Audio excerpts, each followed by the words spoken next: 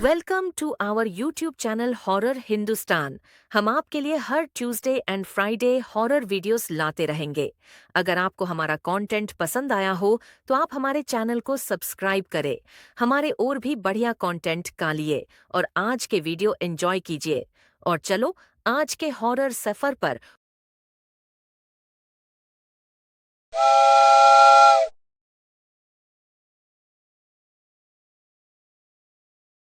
मुर्दों की train railway station की घड़ी रात के 1:15 पर रुकी हुई थी। मूसलधार बारिश की वजह से स्टेशन पूरी तरह सुनसान था। सिर्फ 4 यात्री रवि, कविता, समीर और इला तेज रफ्तार काल रात्रि एक्सप्रेस की अंतिम बोगी में सवार थे। ट्रेन की घड़ी बार बार किसी अदृश्य स्पर्श से हिलती, लेकिन समय जैसे ठहर गया था।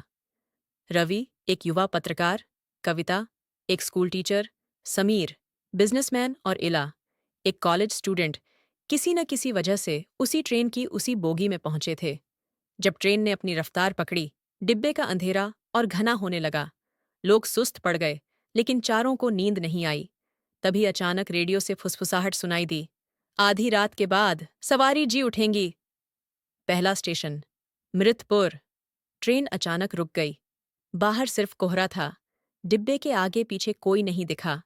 तभी रवि ने देखा, बाकी डिब्बों में उनके अलावा कोई भी मुसाफिर नहीं था। सभी सीटों पर बैठे यात्री सफेद, जड़सी आंखों वाले, ठंडे जिस्म वाले जिंदा लाश बन चुके थे। समीर ने खिड़की से बाहर झांका और देखा, सैकड़ों मुर्दे हाथ बढ़ाए ट्रेन की तरफ बढ़ रहे थे। कविता ने गेट बंद करने की कोशिश की, लेकिन वो दरवाजा अपने आप खुल गया। एक सड़ी गली लाश ने इला की कलाई पकड़ ली। उसकी धड़कन बढ़ गई। वो चिल्लाई, लेकिन समीर ने बड़ी मुश्किल से उसका हाथ छुड़ाया। ट्रेन एक झटके से चल पड़ी। इस घटना के बाद वे सब और भी घबराए। क्या वे कोई सपना देख रहे हैं या यह सच है? तभी रवि ने नोटिस किया, उन चारों के पास कुछ न कुछ पुराना भावुक सामान था।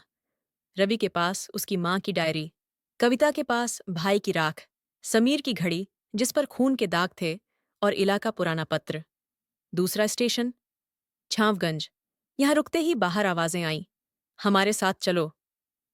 हर मृत यात्री के पास अपने किसी संबंधी की यादें थीं, जो दर्द के कारण मौत के बाद भी बंधे रहे। डिब्बे का दरवाजा फिर अपने आप खुलने लगा। इस बार कविता को एक छोटी बच्ची दिखाई दी, जिसकी आंखें सूनी थीं। उसका मासूम चेहरा दर्द में था। कविता उसकी ओर खींची चली गई। तभी इला ने कविता का हाथ पकड़ा। अगर हम इन मुर्दों की तरह अतीत में बंधे रहेंगे तो अमर नहीं, बस फंस कर रह जाएंगे। समीर ने अपनी घड़ी खिड़की के बाहर फेंक दी। अचानक उसके सामने एक साया आकर बोला, तुमने अपने अपराध को स्वीकार कर मुक्ति की ओर कदम बढ़ा लिया है। घड़ी गिरते ही वह साया गायब हो गया। तीसरा स्टेशन शांति निकेतन।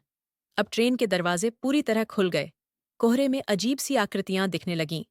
हर पात्र को उसका सबसे गहरा डर घेरे खड़ा था। इला को उसके मरे हुए पिताजी पुकारने लगे, बेटी, मेरे पास आओ। उसका दिल भावनाओं से भर गया। वह चलने लगी थी।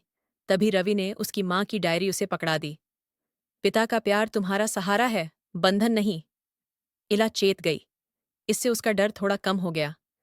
रवि ने भी डायरी बाहर फेंकी और देखा कि उसके सामने खड़ी साया गायब हो गई। अब डिब्बे में सिर्फ 4 जीवित इंसान बचे थे। अंतिम स्टेशन मुक्तिद्वार। ट्रेन सुबह के उजाले में प्रवेश कर रही थी।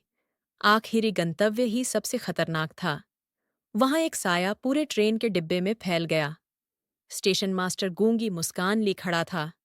चिल्लाहटों का शोर गूंज रहा था, अगर मुक्ति चाहिए तो अतीत की जंजीरें तोड़ो। चारों ने अपने अपने अतीत से जुड़ी अंतिम वस्तुएं बाहर फेंकीं। रवि ने डायरी, कविता ने राख, समीर ने पहले ही घड़ी फेंक दी थी। इला ने अपना पत्र हवा में उड़ा दिया। जब लोग थे, धूप थी, ट्रेन आमद रफ्त में थी। वे चारों हैरान थे। क्या ये सब सपना था, या वे जानते थे, किसी और डिब्बे में, किसी और रात, फिर वैसे ही 4 लोग अपने अतीत से बंधे, कभी न रुकने वाली मुर्दों की ट्रेन के शिकार होते रहेंगे। अगर आपको ये कहानी पसंद आई हो तो लाइक, शेयर एंड सब्सक्राइब कीजिए और उसके साथ ही कमेंट कीजिए कि ये कहानी कैसे लगी और अपने दोस्तों के साथ जरूर शेयर कीजिए। हम हर ट्यूसडे और फ्राइडे को रात के 9 बजे हॉरर स्टोरी अपलोड करते हैं, तो अगले वीडियो का इंतजार कीजिए और इस वीडियो को हो सके उतना वायरल कीजिए। मिलते हैं अगले वीडियो में।